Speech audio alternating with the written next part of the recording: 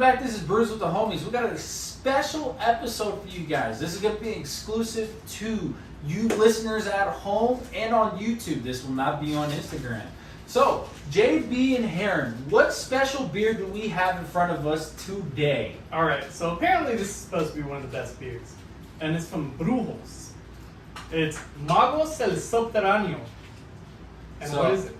This one, Brujos collab with Troon Brewing, and this one is going to be one of those beers to where people are already suggesting that it may be beer of the year. Ooh. One of those beers that exclusive to get, people are paying 20 plus a can, hard to get, and we've had Brujos in the past. We've had some connections to get some tastings of Brujos. I love their stuff, love the guy behind it, and this one is a Hoppy Ale, or raw Oregon honey, double dry hops with Nelson, CGX, Nelson, Matueka, CGX, and Matueka and Citra. So this one, 9.3% ABV. I'm super excited. Look at this color, absolutely incredible. A classic, what you would expect from a hazy, super thick, juicy, creamy looking. Off the nose, you're just gonna get so much citrus, juicy sweetness.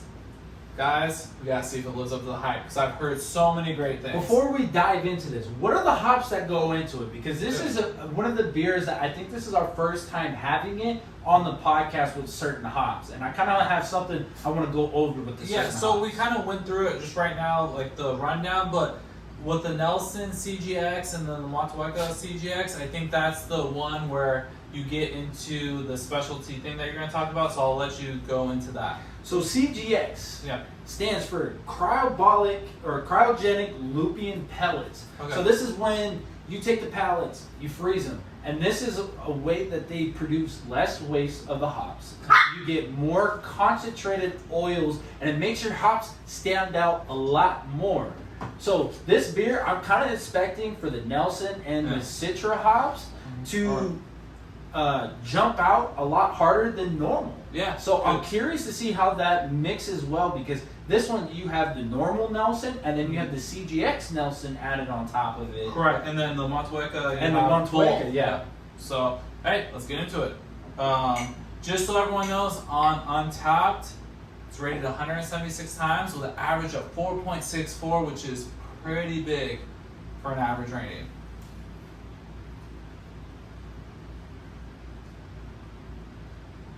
It's not green. Which Not green. Yeah. So, with this color, sometimes you expect green, but this is definitely not green. I am getting some crazy goodness off of this right off the bat. There is a lot going on. I think we could hit all the notes, and I hope we do.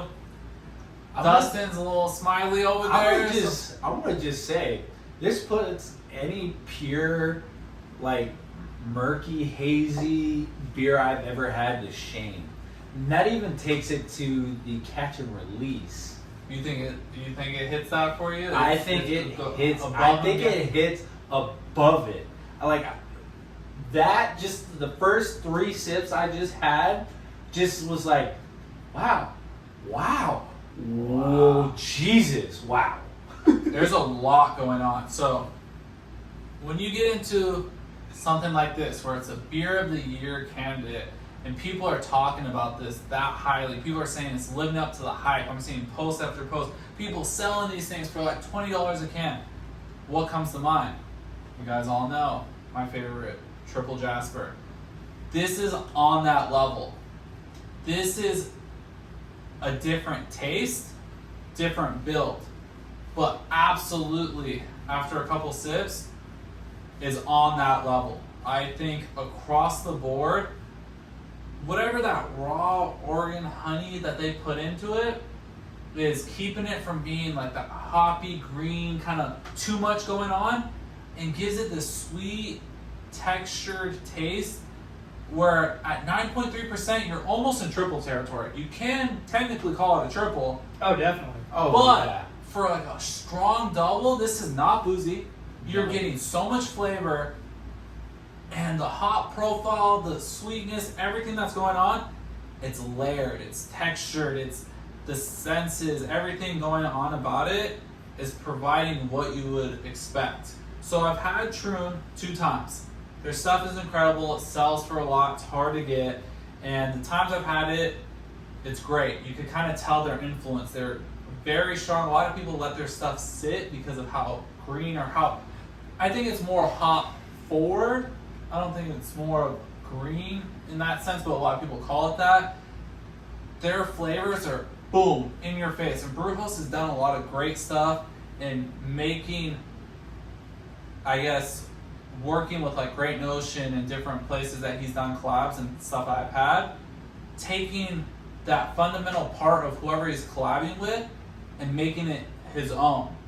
So I think that's where that raw honey comes from. And like, how can we make Troon Brewhouse? How can we make that a staple of what he does? And I think this is knocked out of the park. I think it lives up to the hype, guys. Aaron, what are you thinking?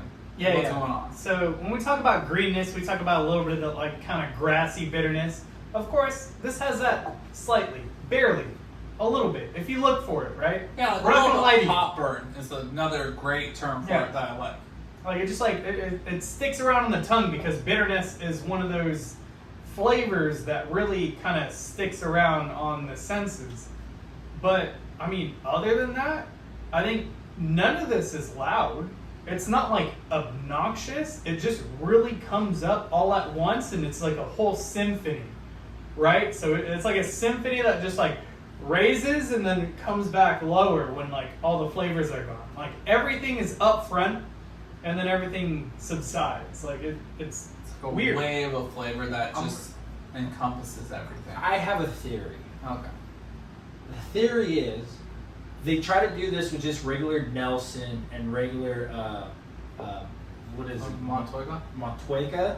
And I feel like they weren't getting like the flavor profile they were looking for, because I bet you the honey overpowered it, because raw honey can be very strong.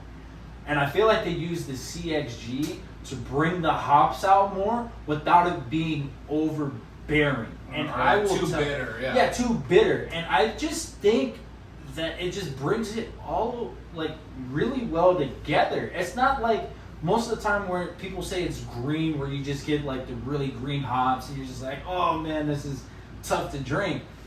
This is like that perfect balance of like not green, not too much flat. It's that perfect level of like hot tasting.